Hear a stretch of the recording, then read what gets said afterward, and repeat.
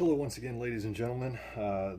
Today we are going to be doing some work on the BZ-888 right out of the box. I mentioned in the review video, or perhaps I will mention in the review video, depending on what order I post them in. This thing has a problem right out of the box. Specifically, it doesn't roll. You can see that the wheels are bound up. It will roll if I push down on it a little bit, but something is definitely binding in here. Now the rear diff seems to work fine. The front diff seems to work fine. It's just when you try to move them both together, or here, that is really notchy. That's a little notchy, but not nearly as bad. So I think the problem is probably in the rear diff, both because I can kind of feel it and because some other people on the forums have reported that they've had this same trouble. So today we're going to try to fix it. And I'm going to start at the rear diff simply because other people have had trouble there. I don't know if that's the case if here. Maybe I have a problem with the middle diff, or who knows. But the rear diff seems like a good place to start. And since for now I am just trying to get to the diff, I'm actually going to go in from the rear here, because in that case I just have the sway bar bolts, these big guys here, and then these here, and I think that whole rear diff half should come apart.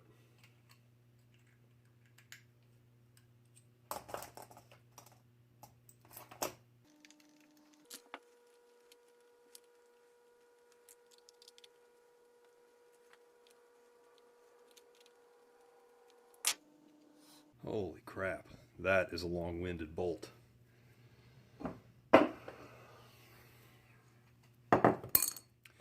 The magnet in a bowl trick works pretty darn well for holding on to screws, especially if you have a lot of little ones.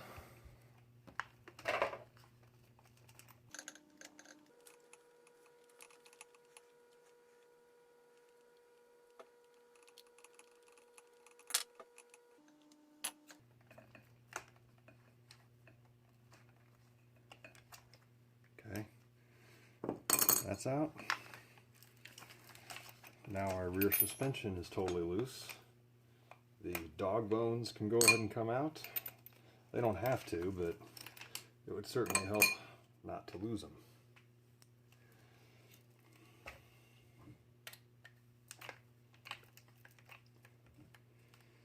I don't know if this is completely necessary, but I am going to disconnect the rear sway bar just to make access a little bit easier.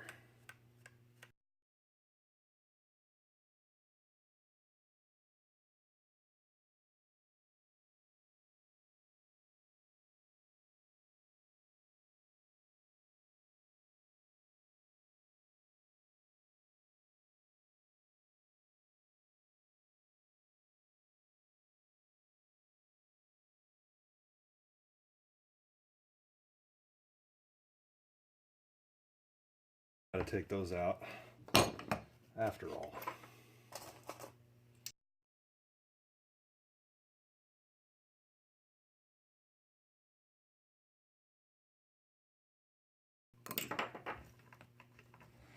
Okay, and the rear diff half, or the diff casing half, is loose.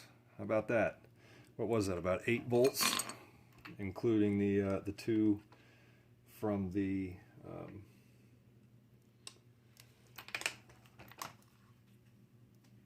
what am I saying? Including the two from the sway bar, about 8 bolts to get to the diff. Not bad. And I think that this is what people were talking about, how this thing was shimmed too tight, and so it was really forcing. Yeah, see, that rolls with just the fronts engaged. There is a tight spot, but it really rolls so much easier than with this in there. Let's take this apart and put some fluid in there. It feels a little notchy, actually. Not notchy, but just not very smooth. Okay, so those came off of that side. Wrong size. There we go.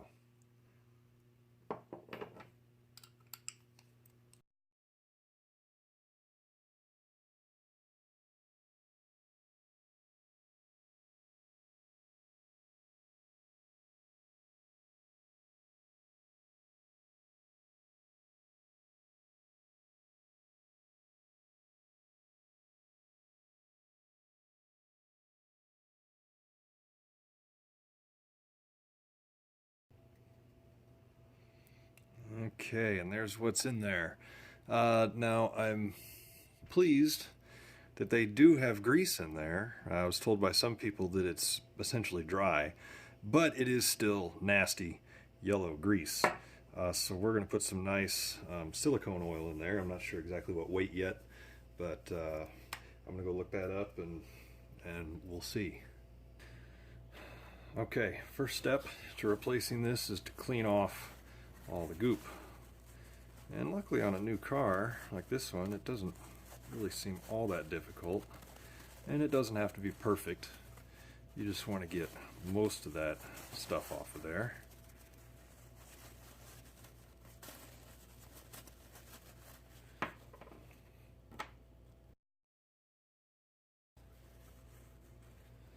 And when you're cleaning these, make sure not to lose the shims that are on the outside of them.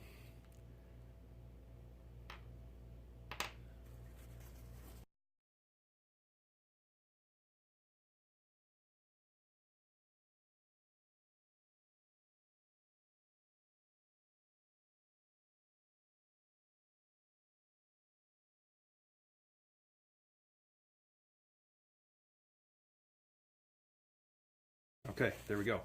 Now again, though it's not perfect, but clean enough for me. And you know, if you want, you can put them in some solvent or something to get them really sparkly clean. But again, just not that big of a deal in my eyes. What also isn't ideal, but it's what I'm going to do, is mixing silicone oil. I don't. What I was shooting for here was about, let's say about 5 to 10,000 Centistoke oil, but I don't have any of that. Instead, I have 20,000 or higher, and then I've got some shock oil. Now you can mix this stuff. There's a mathematical formula to determine the mixing ratios and the end result.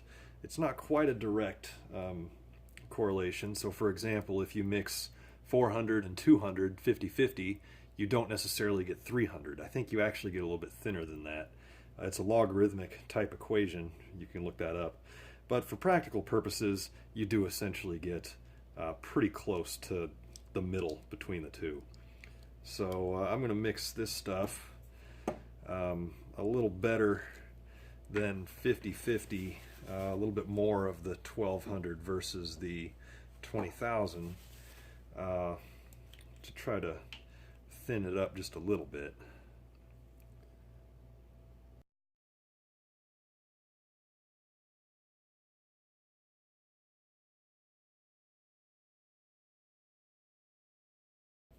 Okay, so again, not perfect, but not bad either. I think that'll work.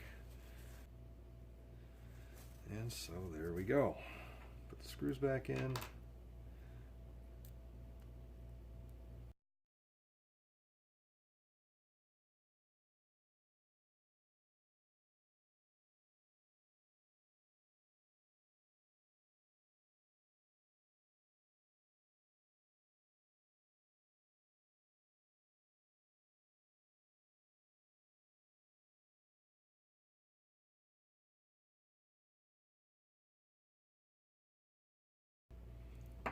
Okay, done deal.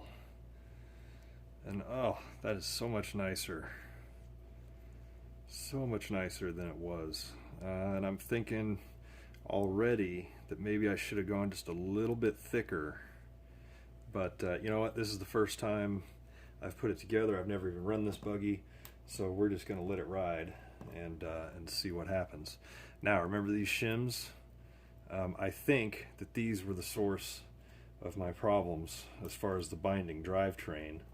So instead of putting them both on the same side this time, we're going to put them on opposite sides and see if that will help. Oh, and we're also going to put a little additional grease inside that rear diff. Okay, now for grease selection, I use this stuff, Molly grease. It seems to work well for gear applications where high shear stresses are involved. If you ask 10 different guys what kind of grease to use, you'll get 10 different answers. Some guys are really opinionated about it and will probably say this is the wrong stuff. I've never had any trouble with it, and just about anything that you put in here is going to be probably better than what Hobbyking puts in. Just make sure that you put something in there.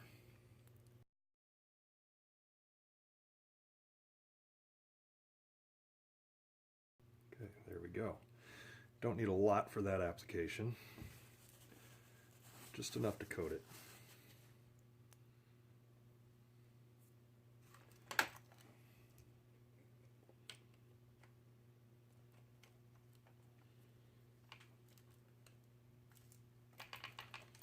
Okay, now roll it a little bit and make sure that you're spinning the right direction, because if you put it in backwards, you'll end up with your front wheels driving one way and your rear wheels driving the other, and you don't go anywhere, so that doesn't work. This.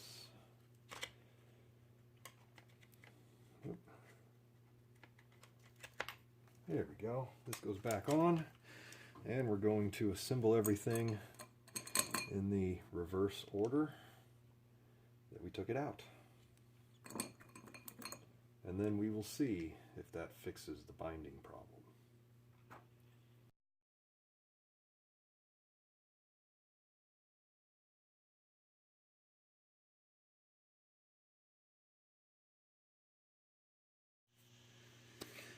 Okay, so we're back, and now I've done the rear diff and the front diff. I'm about to do the center, but I just wanted to show you how this is working now. It is totally smooth, and the issue with the front diff was identical to the one in the rear. You take the diff out, there are two shims on one side of the diff. I simply move them to the other side, so there's one shim on each side of the diff, and that makes it a whole lot smoother. I also put another mixture of silicone oil in the front to make it just a little bit stouter than the rear. It's not much, and so that has really smoothed it out a lot. Highly recommended if you have one of these buggies. You got to check them out before you start running these things. So if you have that problem with a binding drivetrain on an 888, I suspect that the shims in the front and rear diffs are probably your problem. Hope this helps somebody. Good luck with your 888s, and I'll get the review video out as soon as I can. Thanks for watching.